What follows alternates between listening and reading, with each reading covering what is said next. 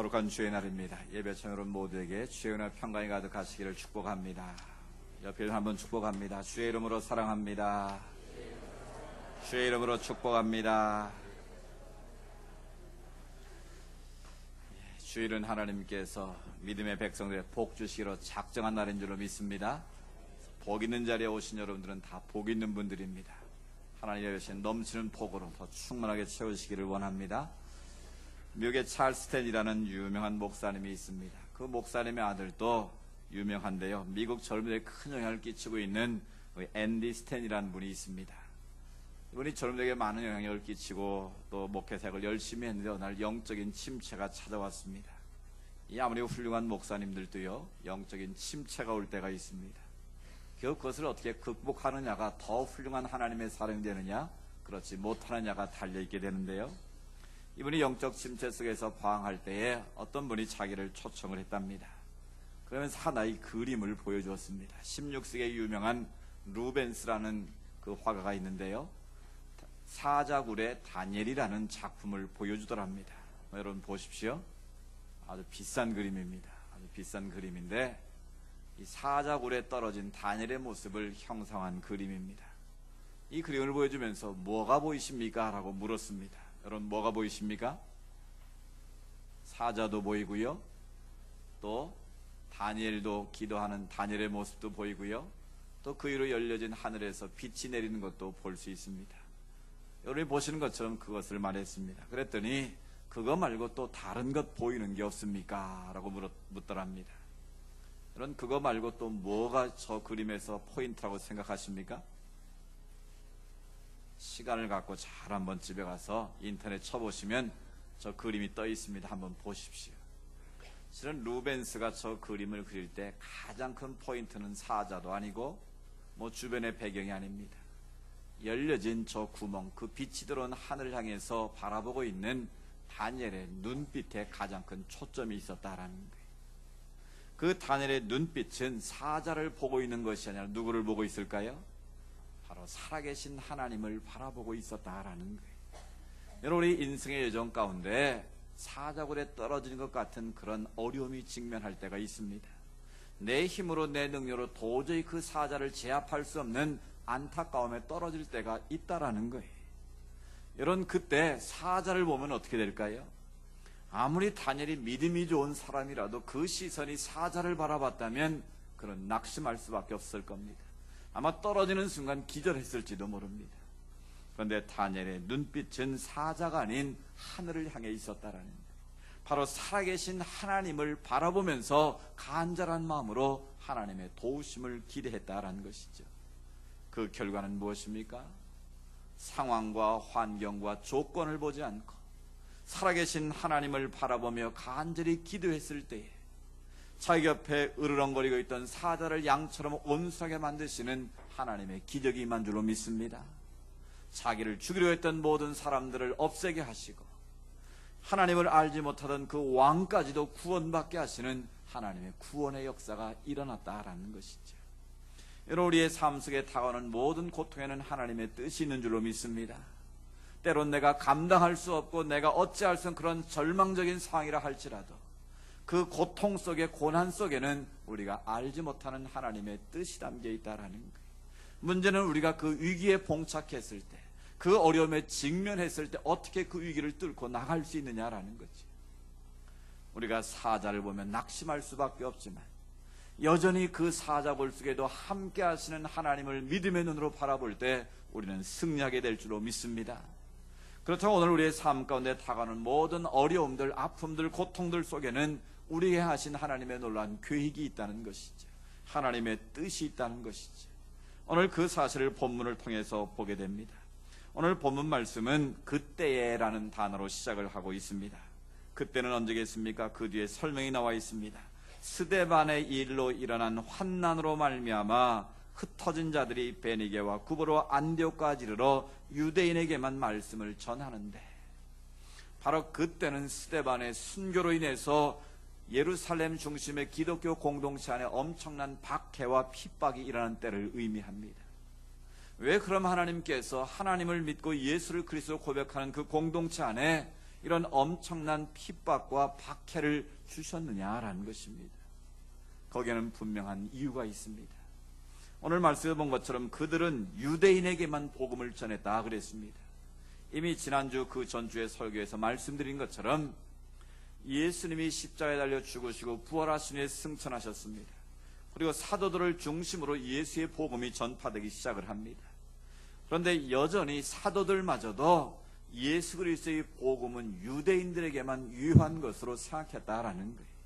심지어 사도 베드로도 고넬료를 만나기 이전까지는 예수의 복음은 오직 유대인들만을 위한 복음으로 인식했다라는 거예요. 그래서 하나님께서 환상을 보여주고 잡아먹으라 그랬을 때, 이방인들의 복음을 전하라 그랬을 때에 왜 그 속되고 더러운 것을 내가 먹어야 됩니까? 그 말은 왜 내가 저런 개취급을 당하는 유대인, 그 이방인들에게 내가 복음을 전해야 합니까? 지옥의 땔감처럼 여기는 그들에게 왜 예수의 복음이 필요합니까? 라고 질문할 수밖에 없었다라는 거예요.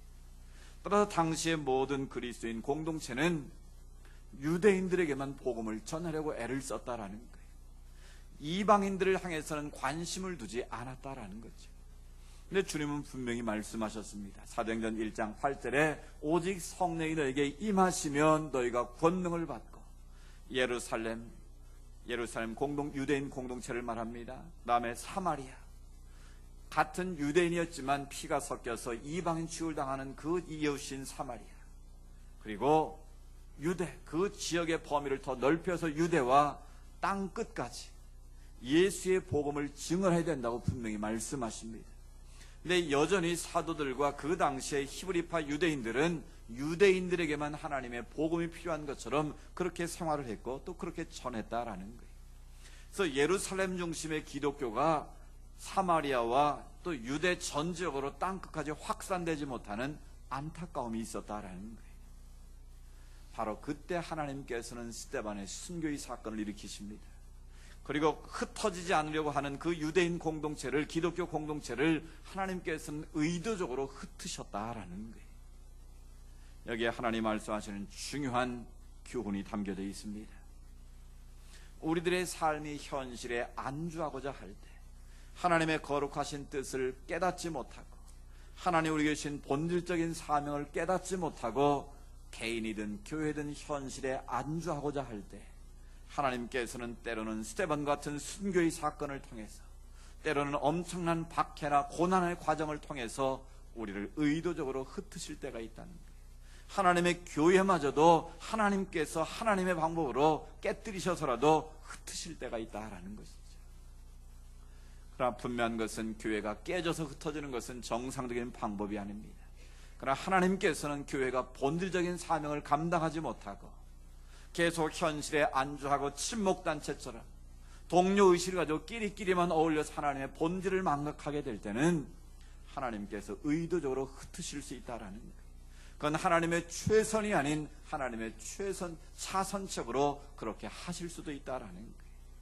지금까지 한국교회를 보면 정상인 방법으로 분립을 하거나 교회가 세워져서 나눠진 것이 아니라 교회 내부적으로 분열과 갈등과 싸움을 통해서 교회가 깨짐으로 갈라지는 경우들이 허다했습니다.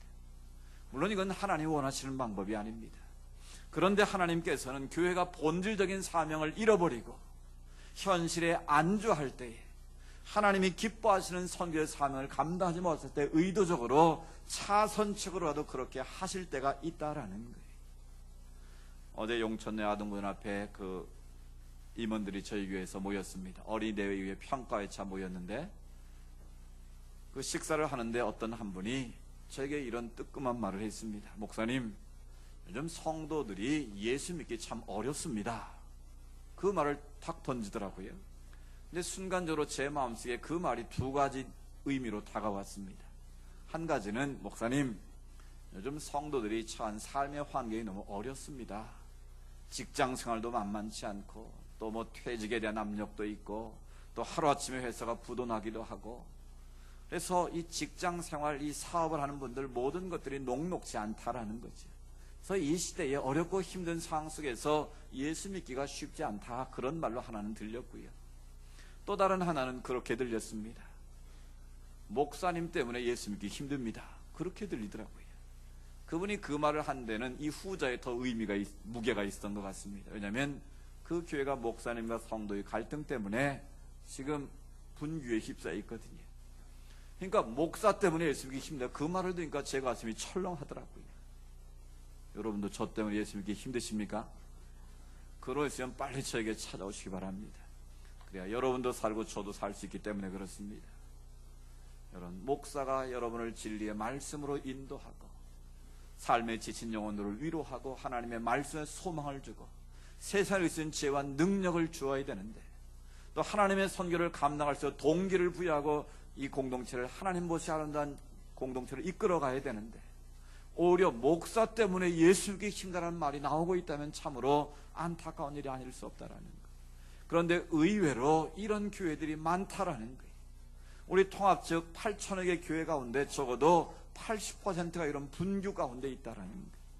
그래서 오죽했으면 싸움만 안 해도 교회가 부흥한다는 말이 나왔습니다. 그래서 그런 일 전에 말씀드렸죠. 버스 안에서 사람들이 다투면서 막 시끄럽게 싸우니까 어떤 사람이 뻘떡이 나서 그러더랍니다. 이게 교회인 줄 아냐고. 교회 가서나 싸우죠. 여기까지 와서 싸우자. 이 웃기는 이야기지만 정말 웃을 일이 아니지 않습니까? 얼마나 교회가 교회답지 못했으면 세상 사람들이 그런 말을 할 정도로 교회가 이 모양이 되었느냐라는 것입니다. 많은 교회들이 담임 목사, 당원 간의 갈등이 있습니다.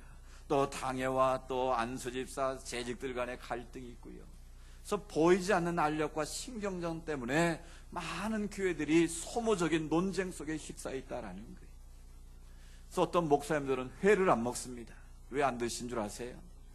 마음으로는 먹고 싶은데 당회에서 하도 시달려가지고 회장만 봐도 막 진절머리가 경기를 한다는 거예요. 그래서 횟집 앞을 지나가자고 회를 안 먹는다는 거예요. 왜 이런 일이 벌어져야 되겠습니까? 저는 늘 감사합니다. 우리 장로들 너무 인격적이고 좋으셔서 큰 소리 한 번 안 나고 화기애애하게 당회를 할 수 있다는 게 얼마나 감사한지 몰라요. 저는 그래서 회를 참 좋아합니다. 사랑하는 여러분, 이 소모적인 갈등, 소모적인 분쟁, 바로 교회가 교회답지 못하게 될 때 하나님은 핍박을 통해서 싸움을 일으켜서라도 교회를 갈라놓으셔야 되는 그 하나님 아버지의 마음을 우리가 좀 헤아렸으면 좋겠습니다. 바로 초대교회 공동체 예루살렘 교회가 하나님의 선교라는 본질을 망각하고 자기들끼리만 복음을 전하고 자기들만을 위한 예수 복음으로 그들이 편협된 생각, 배타성을 가지고 있었을 때 하나님은 스데반을 순교의 제물로 삼으셔서 예루살렘 교회를 흩으셨다라는 거예요. 하나님이 흩으시기 전에 흩어지는 교회 되기를 축복합니다. 여기서 흩어진다는 말은 뭐 싸워서 갈라진다는 의미가 아닙니다. 하나님의 선교라는 분명한 목표를 가지고 흩어지는 교회를 말합니다. 그래서 슈나이더라는 신학자가 책을 썼는데요. 모이는 교회, 흩어지는 교회라는 책을 썼습니다.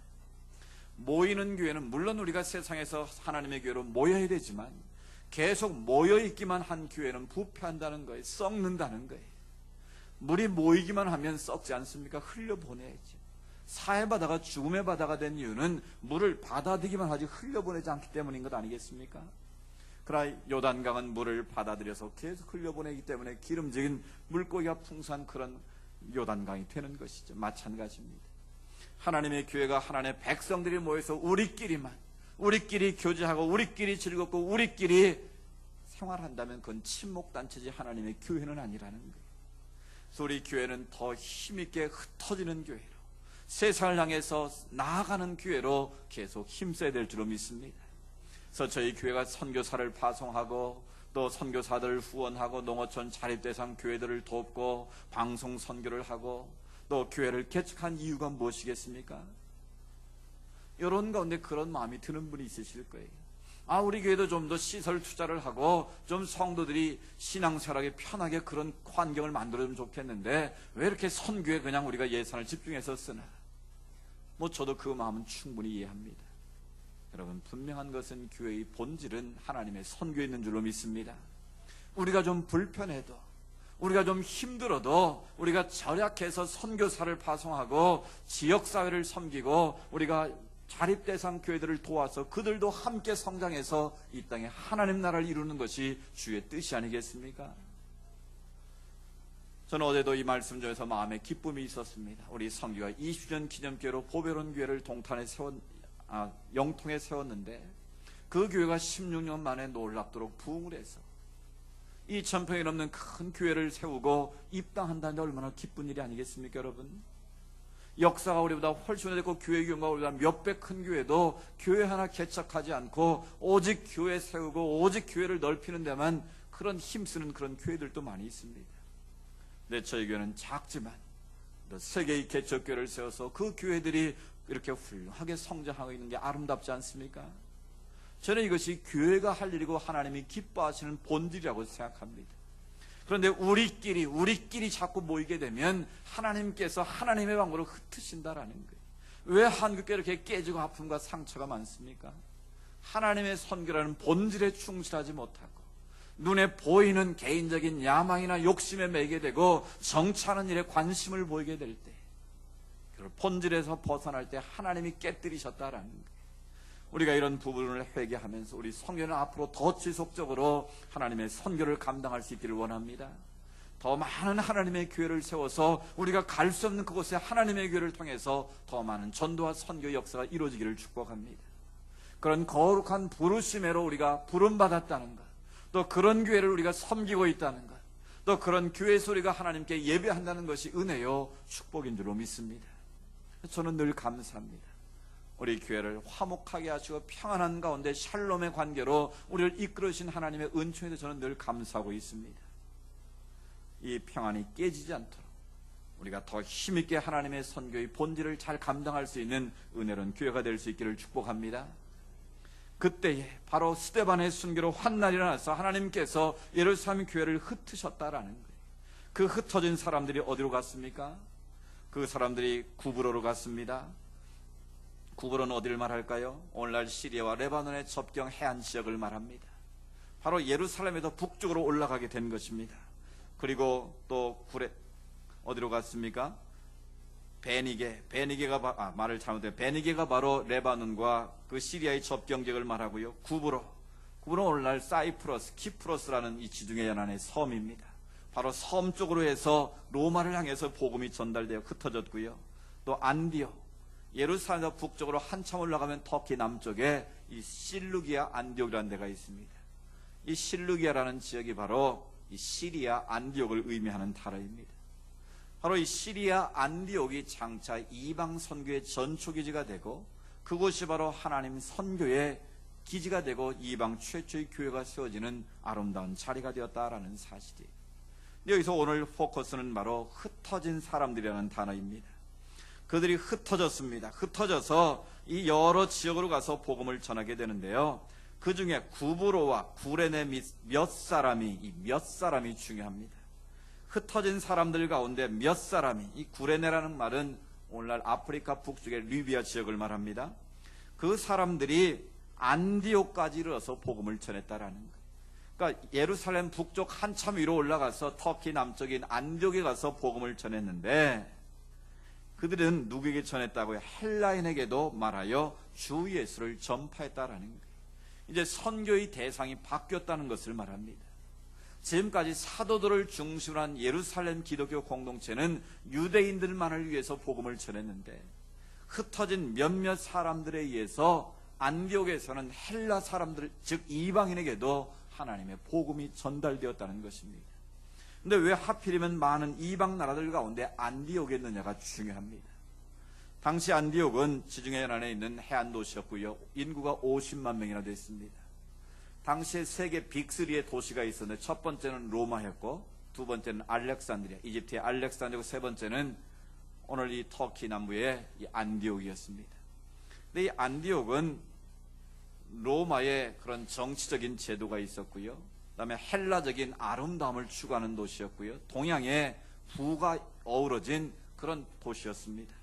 근데 특별히 이 안디옥에는 이 아포로디테와 아폴로라는 신을 섬기는 다프네라는 신전이 있었습니다.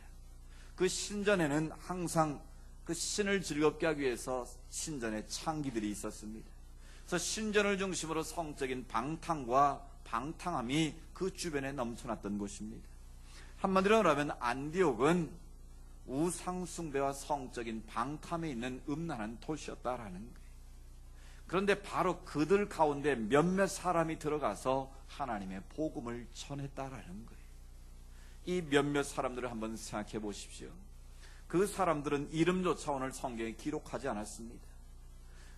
정확하게 모든 사건을 기록했던 의사인 누가가 사도행전을 기록하면서 이방 선교의 전초교지가 되고 이방 최초의 교회인 안디옥에 설립자들의 이름을 기록하지 않은 이유가 무엇이겠습니까?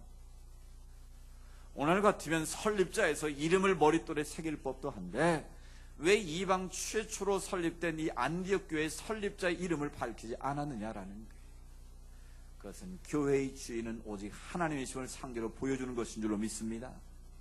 교회의 주인은 사람이 될 수 없다라는 거예요. 목사가 될 수 없고 여러분이 될 수도 없고 오직 이 교회의 주인은 머리 대신 예수님이신 줄로 믿습니다. 바로 이 안디옥 교회는 설립자의 이름을 밝히지 않습니다. 그리고 그들이 열심히 하나님의 복음을 증거를 했다라는 거예요. 그 사람들은 어떤 사람들입니까? 예루살렘에 살던 자들입니다. 핍박을 받아서 할 수 없이 피한 사람도 있고 믿음을 지키기 위해서 순교자적인 각오를 가지고 그 이방 땅에 온 사람들입니다.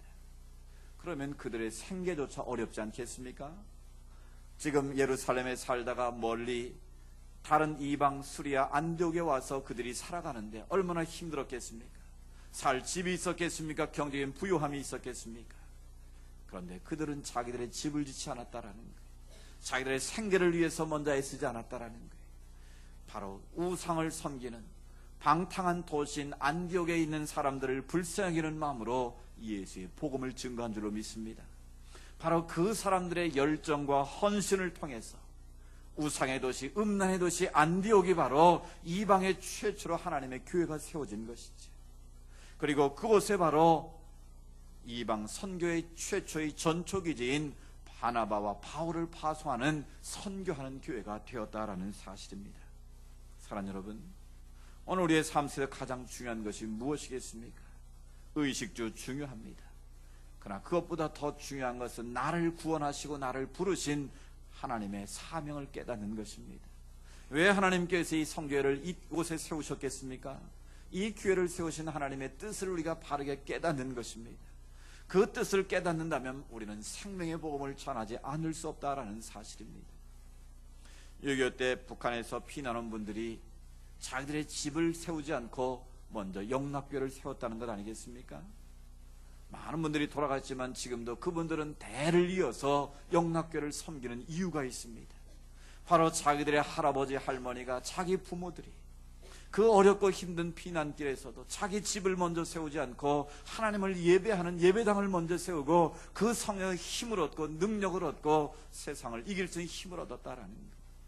그분들이 복을 받고 그 후손들이 다 복을 받아서 이 시대를 끌어가고 있는 주의 사람들이 됐다는 것 아니겠습니까? 여러분의 삶에 많은 우선순위가 있을 것입니다.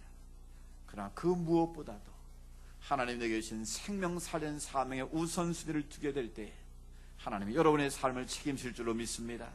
여러분의 자녀들까지도 복 주시는 하나님의 역사가 임하게 될 줄로 믿습니다. 안디옥 교회에 들어간 소수의 사람들, 몇 명의 사람들이 목숨 걸고 생명의 복음을 전함으로 말미암아 그 우상의 도시에 하나님의 교회가 세워지고 그 교회를 통해서 하나님의 선교, 세계 선교를 이어가는 놀라운 축복의 땅이 되었다는 것입니다. 우리 성지가족 모두가 그런 몇 사람이 될 수 있기를 축복합니다. 많은 무리 중에 섞여 있는 사람들이 아니라 하나님의 사명과 하나님의 주신 비전을 품고 하나님의 사명에 충실하는 창조적 소수가 될 때 바로 여러분을 통해서 우리 교회를 통해서 더 놀라운 하나님의 역사가 임하게 될 줄로 믿습니다. 또 한 가지 중요한 사실이 있습니다. 어떻게 해서 그 창조적 소수의 사람들에 의해서 우상의 도시, 음란의 도시가 하나님의 교회가 세워지고 이방 선교의 전초교지가 될 수 있었느냐라는 것입니다. 그 비밀이 오늘 본문에 나와 있습니다. 한번 성경 말씀을 읽어보실까요? 오늘 본문 21절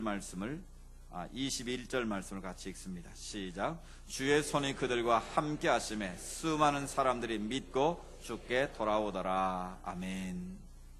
그들이 주의 복음을 전했더니 주의 손이 그들과 함께 하시로 말미암아 많은 영혼들이 주께로 돌아왔다라는 거예요. 여러분, 하나님의 부흥은 우리의 노력과 의지도 중요하지만 하나님의 손이 함께 되는 줄로 믿습니다. 하나님의 손이 함께 한다는 것은 무슨 말이겠습니까? 하나님의 능력과 하나님의 임재가 있을 때 하나님의 부흥이 일어난다라는 거예요. 바로 그 창조적 소수의 사람들에게 성령의 능력이 기름 부어지고 하나님의 역사가 임하게 될 때에 많은 영혼들이, 수많은 영혼들이 주께 돌아오는 역사가 일어난 것이죠. 그리고 그 다음이 중요합니다. 그 다음 26절 하반절에 보면 제자들이 안디옥에서 비로소 그리스도인이라 일컬음을 받게 되었더라. 아멘. 안디옥이라는 교회, 우상의 도시, 음란의 도시에서 예수 그리스도의 복음을 전하는 자들을 향해서 세상 사람들이 뭐라고 불렀다고요? 그리스도인이다. 저 사람들이 바로 크리스티아노스, 예수님께 속한 자들, 예수님을 닮은 자들, 예수님을 따르는 자들이라고 인정받았다라는 거예요. 여러분, 크리스천, 이 그리스도인이라는 이 단어가 우리가 우리를 그렇게 부른 단어가 아니었다라는 거예요. 처음에는 예수님을 알지 못하는 안디옥의 세상 사람들이 예수 그리스도를 믿는 자들을 보고, 야, 저 사람들 예수쟁이구나, 저 사람들이 진짜 예수 믿는 사람이라고 인정하는 그런 계기가 됐다라는 거예요. 이런 그 당시에는 예수 믿는 사람들을 무리라고 불렀습니다. 나사렛 예수를 따르는 자들이라고 불렀습니다. 그 말은 기독교를 하대하는 그런 표현입니다. 경멸하고 조롱하는 그런 표현들입니다. 당시에 종교하면 유대교, 유대인들만 구원받은 하나님의 백성이라는 그런 선민의식 속에서 유대교만 있었지 우리가 믿는 예수 그리스도의 복음이 그들에게는 유효하지 않았다라는 거예요. 그래서 예수를 십자가에 못 박아 죽인 것 아니겠습니까? 그래서 그 당시에 유대인뿐만 아니라 로마 사람들도 예수 믿는 사람들은 저 예수쟁이들, 한마디로 정신 나간 사람들, 그렇게 취급을 당했다라는 거예요.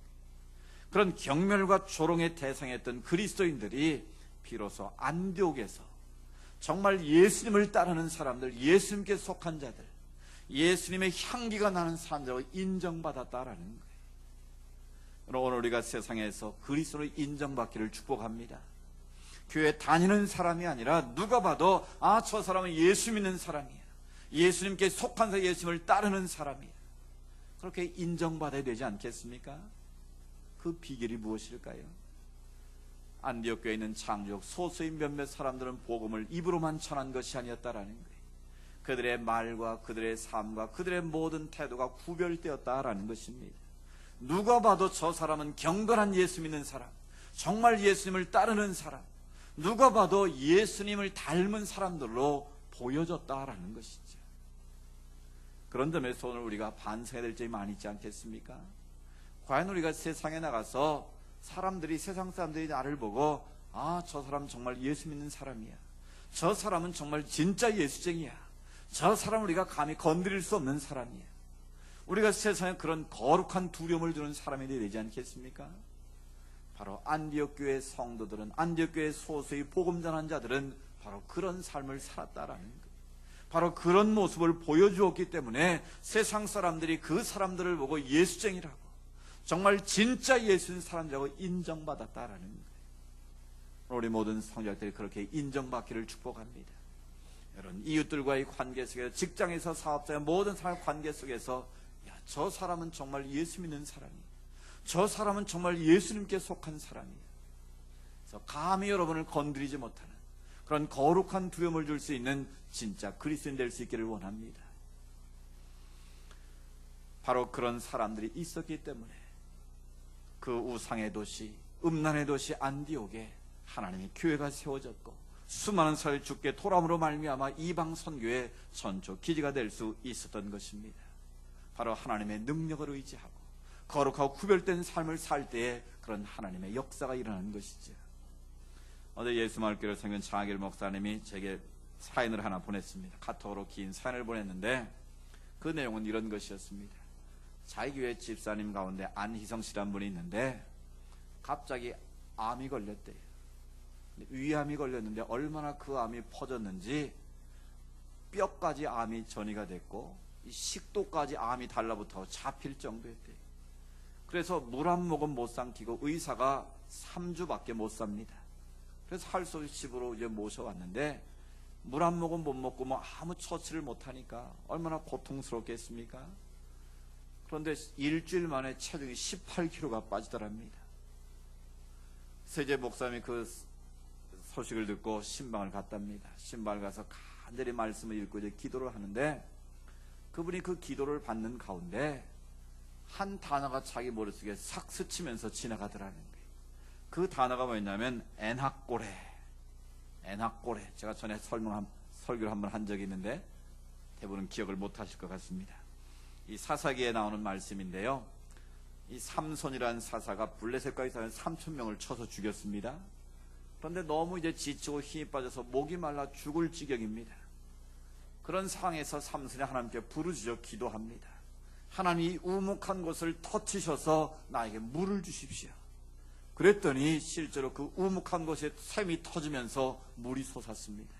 그래서 그 물을 마시고 삼손이 힘을 얻고 다시 하나님의 일을 감당하는데, 그래서 그곳 이름을 에낙고레라고 불렀습니다.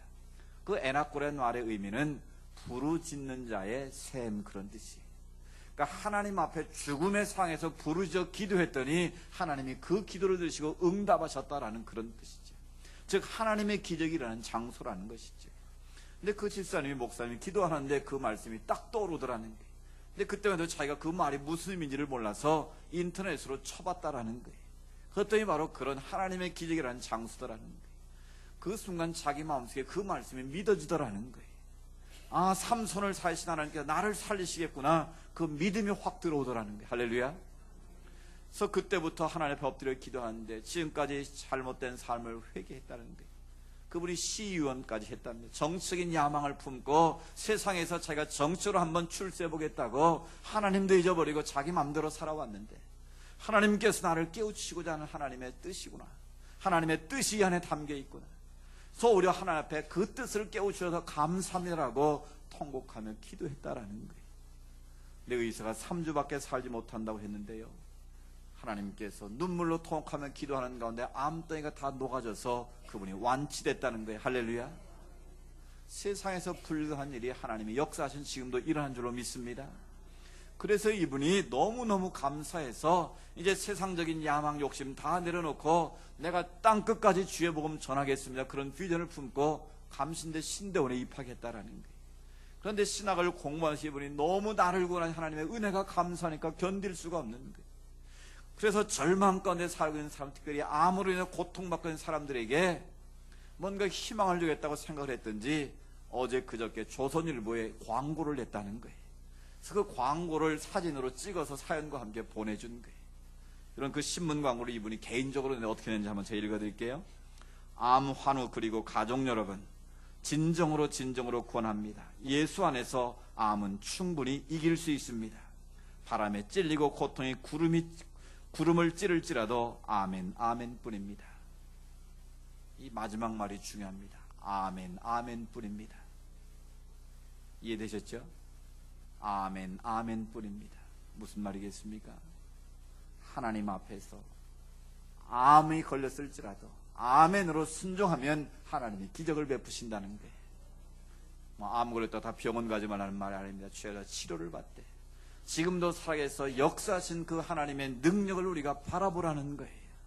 그 하나님의 능력이 임하게 되면 3주밖에 살지 못하는 사람도 하나님이 치유할 수 있는 능력의 하나님이시라는 거예요. 여러분의 삶 가운데 그런 은혜와 복이 있기를 축복합니다. 내가 할 수 없다고 하나님도 할 수 없는 것처럼 절망할 필요가 없다라는 거예요. 나는 할 수 없어 하나님이 함께 하시면 능치 못하는 줄로 믿습니다. 오늘 처음에 4절에 떨어진 다니엘의 그 모습을 우리가 살펴보았습니다. 아무리 우리의 삶이 힘들고 어려워도 사자가 달려든다 할지라도 우리의 눈이 사자를 보지 않고 전능하신 하나님을 바라보는 순간 그 속에는 하나님이신 샬롬이 있는 줄로 믿습니다. 아무리 불치에 암이 걸려 3주밖에 살지 못한다 할지라도 살아계신 하나님의 능력을 의지하고 믿음으로 나아가면 그 고난을 주신 하나님의 뜻을 깨닫기만 하면 얼마든지 하나님께 여러분을 통해서 더 큰 역사를 이루실 줄로 믿습니다. 바로 흩어진 사람들, 억지로 하나님이 흩으셨지만 그 흩어진 창조적 소수의 사람들이 하나님의 복음을 들고 이방인들에게 복음을 전했을 때 우상의 도시, 음란의 도시 안디옥이 회개하고 죽게 돌아오고 그곳에 이방 최초의 안디옥 교회가 세워지고 최초로 선교사를 파송하는 교회가 되었던 것처럼 오늘 여러분이 그런 창조적 소수의 사람이 될 수 있기를 축복합니다. 우리 성경의 사도행전을 계속 써내려가는 사도행전 29장을 계속 써내려가는 그런 아름다운 게 건강한 교회로 계속 매김할 수 있기를 축복합니다. 하나님 지금 이 시간 우리 가운데 그 창조적 소수의 사람을 찾고 계십니다. 고난 속에도 하나님의 뜻을 깨닫고 하나님의 사명을 깨닫고 묵묵히 아멘 아멘입니다라고 고백할 수 있는 사람, 그 믿음의 사람을 통해서 지금도 하나님 나라는 확장되는 줄로 믿습니다. 우리 모두 아멘으로 순종하는 그 믿음을 통해서 하나님의 새 역사를 이루어가는 믿음의 사람들이 될 수 있기를 주의 이름으로 축복합니다. 우리 같이 한번 기도드리기를 원합니다. 하나님, 그렇습니다. 우리 삶 속에는 다니엘처럼 사자굴에 떨어진 것 같은 그런 고통의 순간이 있습니다. 직장의 일로, 사업의 일로, 때로는 육신의 질병으로 우리가 낙심할 때가 있습니다. 아무것도 앞이 보이지 않는 절망의 상에 빠질 때도 있습니다. 그러나 하나님의 손에 우리와 함께 할 때에, 전능하신 하나님의 능력이 기름 부어질 때에 불가능을 가능케 하시고 할 수 없는 것을 하게 하시는 하나님의 기적이 우리 가운데도 임할 줄로 믿습니다.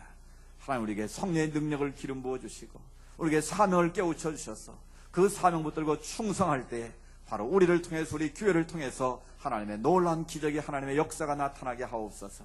내가 바로 그 소수의 사람이 되기를 원합니다. 비록 무명의 사람들이었지만 하나님의 이방 선교의 서역사를 펼쳐갔던 것처럼 우리 자신, 우리 교회가 하나님 앞에 그렇게 쓰임받기를 원합니다. 나를 써주십시오. 우리 같이 한번 기도드리기를 원합니다. 살아계신 아버지 하나님, 감사합니다.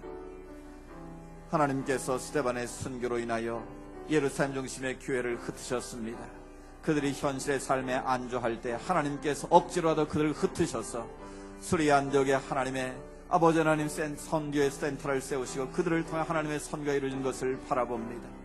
비록 우상의 도시요 음란의 도시였지만 하나님께서 그 창조적 소수의 사람들을 택하여 이방 사람들에게 복음을 전하게 하시고 하나님의 손에 그들과 함께 했을 때에 수많은 영들이 죽게 돌아가게 되었고, 그곳에 바로 이방 최초의 안디옥 교회가 세워지게 되고, 그곳에 바로 하나님의 선교사를 파송하는 놀라운 역사가 일어났던 것을 저희가 기억합니다.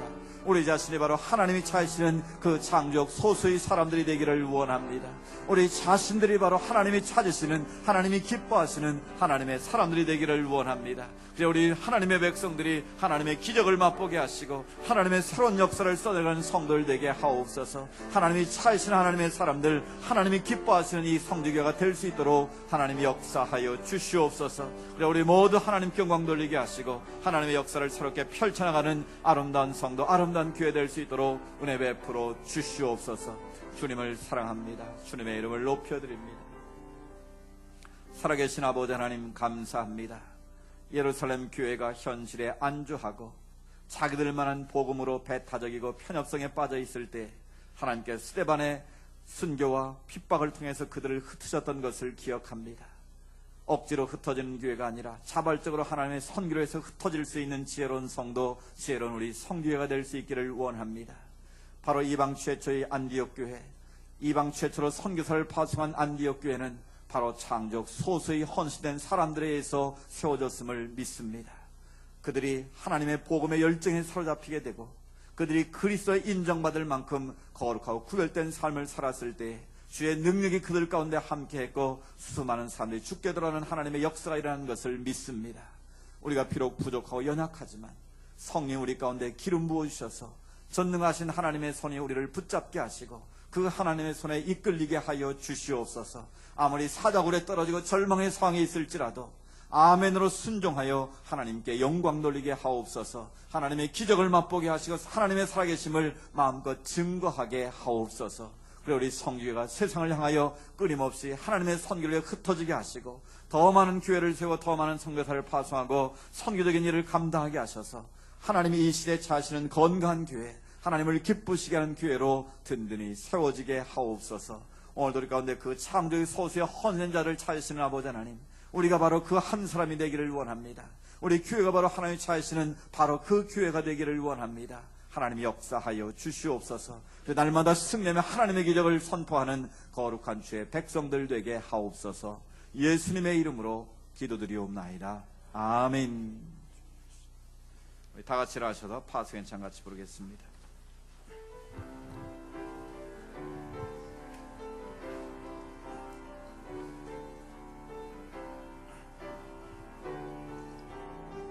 세상 모든 민족이 구원을 얻기까지 쉬지 않으시는 하나님, 주의 심장 가지고 우리 이제 일어나 주 따르게 하소서. 세상 모든 육체가 주의 영광 보도록 우릴 부르시는 하나님, 주의 손과 발 되어 세상을 치유하며 주 섬기게 하소서. 물이 바다 덮음같이 여호와의 영광을 인정하는 것이 온 세상 가득하리라. 물이 바다 덮음같이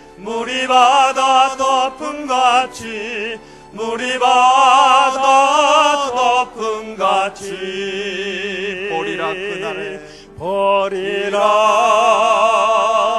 그날에 주의 영광 가득한 세상, 우리는 듣게 되리 온 세상 가득한 승리의 함성. 물이 바다 덮음같이 여호와의 영광을 인정하는 것이 온 세상 가득하리라. 물이 바다 덮음같이